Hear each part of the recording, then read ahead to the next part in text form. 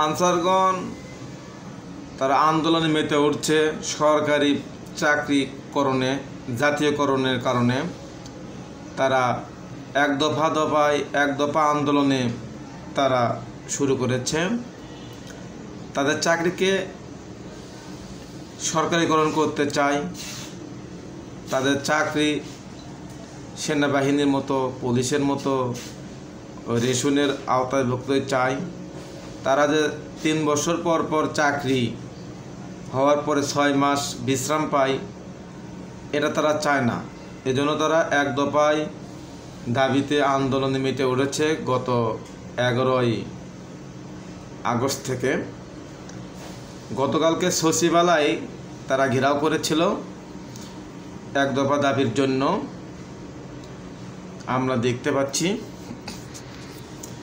সচিবালয় ঘেরাও করার পরে ছাত্র জনতা এবং আনসারের বাহিনীর মধ্যে কিছুটা সংঘর্ষ হয়।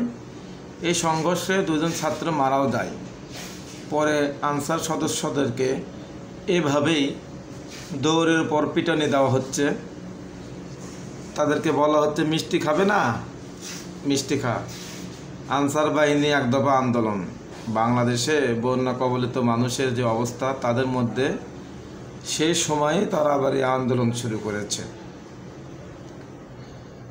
আসলে এটা কত বড় যৌক্তিক আন্দোলন, এটা আপনারাই বলবেন যে তারা কত বড় যৌক্তিক আন্দোলনে মেতে উঠেছে। সারা দেশে প্রায় 69,000 আনসার বাংলাদেশে আছে। তারা কিন্তু সবাই কিন্তু বিক্ষোভে মেতে উঠেছে এবং সবাই এক দফায় দাবি মেতে উঠেছে। তারা যদি এই দাবি না মেনে নেয় তারা কর্মবিরতি দিবে এবং বিশৃঙ্খলা সৃষ্টি করেছে।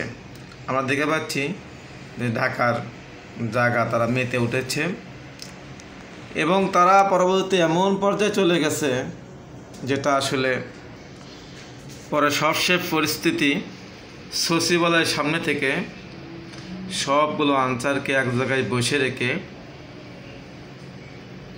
তাদেরকে প্রিজন ভ্যানে তোলা হচ্ছে।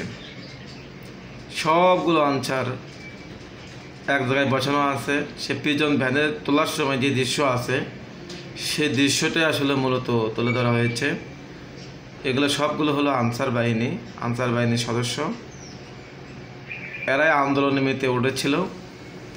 যারা আওয়ামী লীগ সরকার 16 বছর থাকাকালীন কোনো আন্দোলনে যায় নাই। যেই মুহূর্তে আওয়ামী লীগ সরকার পতন হয়েছে, সেই মুহূর্তে তাদের আন্দোলনও বেড়ে চলেছে। যেন তাদের এই 16 বছরে কোনো সমস্যা হয়নি, অন্তর্বর্তী সরকারে তাদের সমস্যা হয়েছে। তারা যেন নিজস্ব আক্ষেপ এই সরকারের সামনেই তুলে ধরেছে। কেন 16 বছর তাদের এই আক্ষেপটা ওঠে নাই? কেন এই অন্তর্বর্তী সরকারের এই আক্ষেপ তুলতে হবে? আসলে এরা চায় না যে বাংলাদেশে শান্তি শৃঙ্খলাভাবে বাংলাদেশ চলুক। এরা চায় বিশৃঙ্খলা।